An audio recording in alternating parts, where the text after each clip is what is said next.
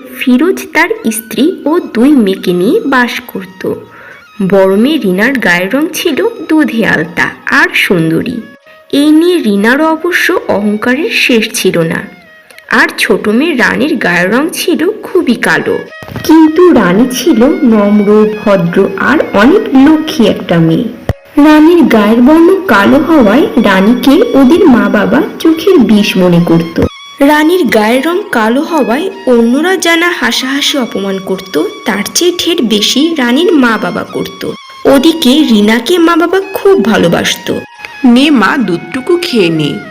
দুধ না খেলে ভালো মেধা আসবে কি করে, পড়াশোনায় ভালো রেজাল্ট করবি কি করে? নে মা, খেয়ে নে দুধটুকু। ভালো লাগে না আমার এসব খেতে।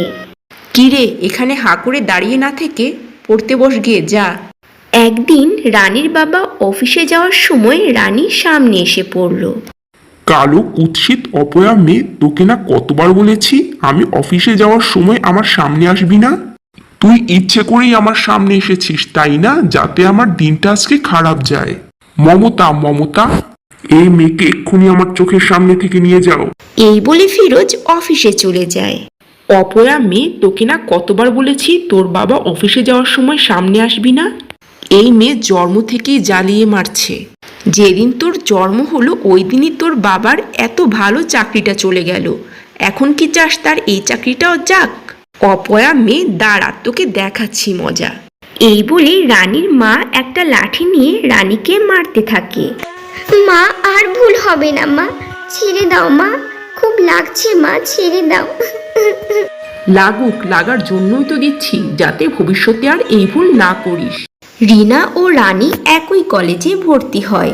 রানীর গায়ের রং কালো হওয়ায় রিনার রানীকে বোন বলে পরিচয় দিতে লজ্জা হয়। রানীর গায়ের রং কালো হয়েছে তো কি হয়েছে, রানী ছিল পড়াশোনায় খুব ভালো আর অনেক মেধাবী ছাত্রী।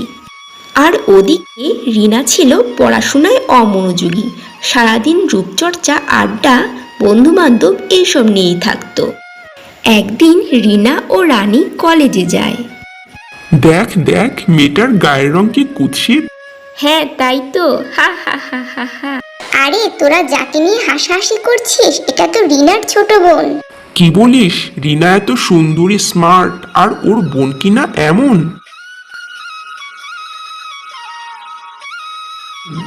এইসব শুনে রানীর মন অনেক খারাপ হয়ে যায়। কলেজ থেকে বাড়িতে ফেরার পর রিনা তার মাকে বলে, মা, তোমার ছোট মেয়ে ওই অপয়াটার জন্য আমি কলেজে আমার মুখ দেখাতে পারছি না, আমার মান সম্মান চলে যাচ্ছে। কেন রে, কি হয়েছে? তোমার কদাকার কুৎসিত মেয়েটা যে আমার বোন সেটা সবাই জেনে গেছে, কারো সামনে মুখ দেখাতে পারছি না। মা, এতে আমার কি দোষ?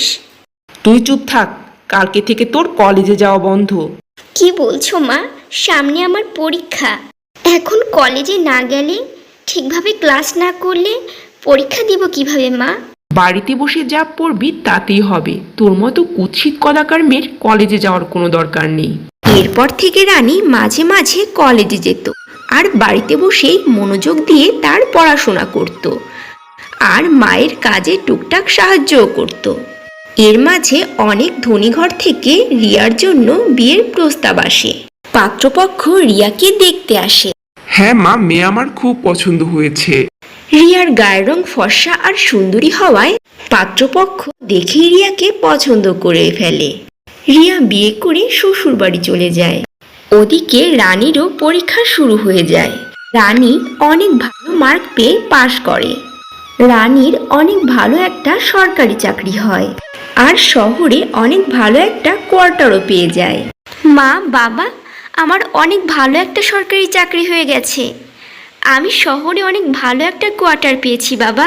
তো কালকেই জিনিসপত্র নিয়ে আমার ঘর থেকে বের হয়ে যাস। তোর মতো অপয়া কুৎসিত মেয়ের আমাদের কোনো দরকার নেই। হ্যাঁ, তুমি ঠিকই বলেছ। ও খালি আমাদের হাড় জ্বালাতেই জন্ম নিয়েছে। জন্ম নেওয়ার পর থেকে আমাদের জীবনটা একেবারে নরক বানিয়ে দিয়েছে। এখন তাড়াতাড়ি এখান থেকে গিয়ে আমাদের উদ্ধার কর। তোর জ্বালা থেকে মুক্তি পেতে চাই আমরা। বাবা, মা, কি বলছো তোমরা এসব? আচ্ছা মা, আচ্ছা বাবা, আমি কালই এখান থেকে চলে যাব তোমাদের মুক্তি দিয়ে। এর পরের দিন রানী বাড়ি থেকে শহরে চলে যায় ওর চাকরিতে। একদিন রানী বাবা ফিরোজ মন খারাপ করে বসেছিল। কি হয়েছে গো? কয়েকদিন ধরে দেখছি তোমার মনটা ভীষণ খারাপ, সবসময় চুপচাপ বসে থাকো। কি হয়েছে আমাকে খুলে বলো। আমার পুরনো চাকরিটা চলে যাবার পর সংসার চালাতে আমি ব্যাংক থেকে অনেক টাকা লোন করেছিলাম। সেই লোনের 3 ভাগের 1 ভাগ পরিশোধ করা হয়েছে।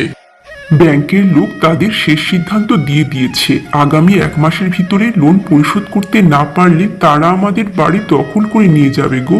আমাদের রাস্তায় দাঁড়াতে হবে। তুমি এতদিন আমাদের কিচ্ছু বলনি কেন গো?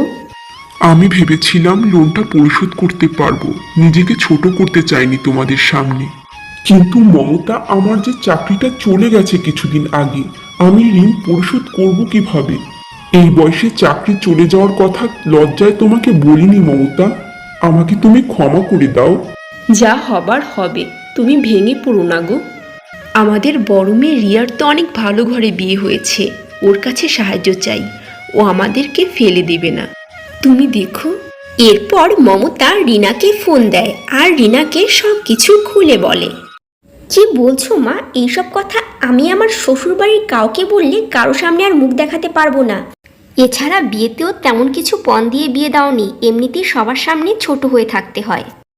আর দেখো মা, এসব বলতে কখনো আমাকে ফোন দিবে না। এরপর রিনা ফোন কেটে দেয়। মমতা ভীষণ চিন্তায় পড়ে যায় আর সাহস করে ওর স্বামী ফিরোজকে বলে, আমাদের তো আরও একটা মেয়ে আছে যাকে ছোটবেলা থেকে অবহেলা করে এসেছি, আমরা তো তার কাছেও সাহায্য চাইতে পারি। কি বলছো কি? রানীর কাছে? ওকে আমরা ছোটবেলা থেকে অবহেলায় বড় করেছি, আর এখন আমরা শেষ বয়সে এসে ওর কাছে সাহায্য চাইবো? না মমতা, এ আমি কখনো করতে পারবো না। তুমি না করো না গো। আর ওকে আমরা কালো বলে যতই অবহেলা করি না কেন, ও তো আমাদেরই মেয়ে, ও আমাদেরকে কিছুতেই ফেলে দিতে পারবে না। আমি জানি ওর মন অনেক ভালো। এরপর মমতা ফিরোজের কথা না শুনেই রানীকে ফোন দেয় আর সব কিছু খুলে বলে। রানী বলে, মা, আমি এখনই আসছি, এসে তোমাদেরকে ওখান থেকে নিয়ে যাচ্ছি। আমি অনেক টাকা বেতন পাই মা, আমাদের আর কোনো অভাব থাকবে না। এরপর রানী এসে ওর মা বাবাকে শহরে ওর বাড়িতে নিয়ে যায়।